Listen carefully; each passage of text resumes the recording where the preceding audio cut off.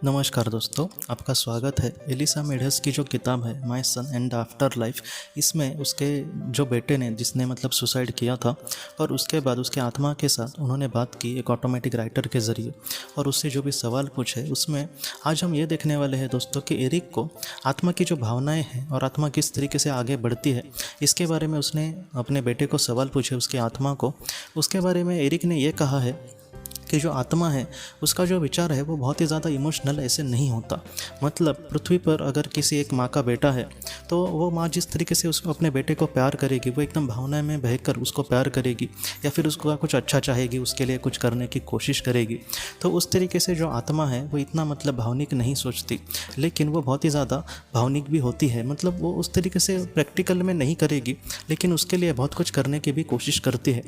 समझो हमारी कोई सोलमेट है तो उसके लिए हम भावनाओं में बहुत ही ज़्यादा दुखी या फिर सुखी नहीं होंगे, लेकिन उनको अपना 100% देकर उनको खुश रखने की हम कोशिश कर सकते हैं। तो ये बात एरिक ने कही थी और उसने दोस्तों इस तरीके से बात कही थी कि जैसे हम जिंदा पृथ्वी पर जब होते हैं, जैसे आज हम जीवन जी रहे, तो उसमें अगर हमारे साथ किसी ने समझो कुछ गलत किया, हमें धोखा दिया, हमें से बहुत बड़ा धोखा किया, तो ऐसे समय में बहुत मुश्किल है ऐसे इंसान को माफ़ करना। एक बड़े दिल का जो इंसान होगा वही कहीं ना कहीं उसके अपराधी को किसी माफ़ कर सकता है, या फिर उसका किसी ने अगर समझो कुछ बुरा किया है तो ऐसे इंसान को वो माफ़ कर सकता है। लेकिन जो आत्मा होती है वो आराम से बड़ी बड़ी चीज़ों को दोस्तों बहुत ही अच्छे से हैंडल कर सकती है, ऐसे एरिक ने कहा है। जैसे इसका जो पहला भाग था उसमें हमने देखने की कोशिश करी कि एरिक का जब फ्यूनरल चल रहा था तब उसके समुदाय या वो जहाँ पर रहता था उसकी सोसाइटी के जो लोग भी उसके बारे में बात कर रहे थे या फिर उसके बारे में जो सोच रहे थे, ये जो सारी चीज़ें एरिक को बहुत ही अच्छे से वो समझ पा रहा था। लेकिन इन सारी चीज़ों को लेकर वो दुखी भी नहीं हो रहा था और सुखी भी नहीं हो रहा था। जैसे इसके पहले भाग में भी हमने वही बात की कि जीवन में हमारे बारे में कोई अच्छा बोले तो हमें अच्छा लगता है, हमारे बारे में कुछ बुरा बोले कोई तो हमें थोड़ा सा दुख होता है उस बात का। तो वैसे हमारी जो आत्मा है वो इन सारी चीज़ों को नहीं सोचती। एरिक ये कहता है कि आत्मा के स्वरूप में जब हम होंगे तब बड़े से बड़े धोखा भी अगर हमें अपने जीवन में किसी ने दिया होगा तो उसको हम बड़े दिल से माफ़ कर देंगे। और इसके दो कारण होते हैं। सबसे पहला कि हमें ये पता होता है कि उसको उसको लेकर हमारे मन में दुश्मनी रखना या फिर बुरा बैर रखना, इन सारी चीज़ों से हमारे आत्मा को एक तो कुछ फ़ायदा होगा नहीं, और दूसरा उनको ये भी पता होता है कि उसने जो भी बुरे कर्म किए हैं उसकी कहीं ना कहीं उसको सज़ा एक बार मिलने ही वाली है। तो इन सारी चीज़ों के वजह से वो इन सारी चीज़ों में नहीं अटकते। यहाँ पर ऐसा हमें नहीं सोचना कि सज़ा मिलने वाली है इसलिए उस आत्मा को लगता नहीं है, ऐसा नहीं।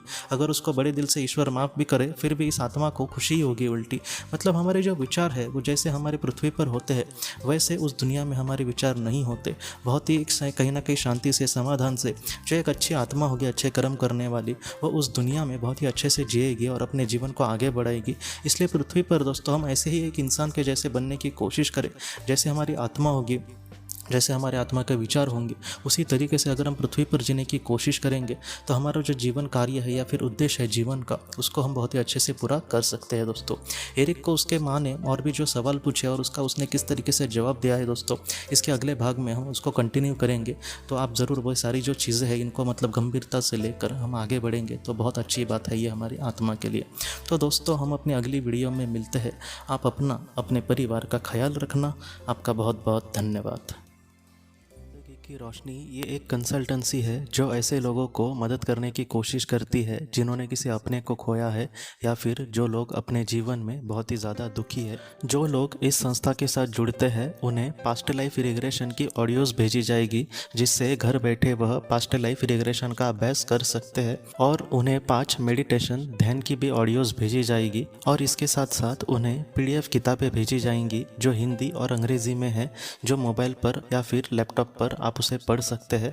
और 10 ऑडियो बुक्स भी आपको भेजी जाएंगी।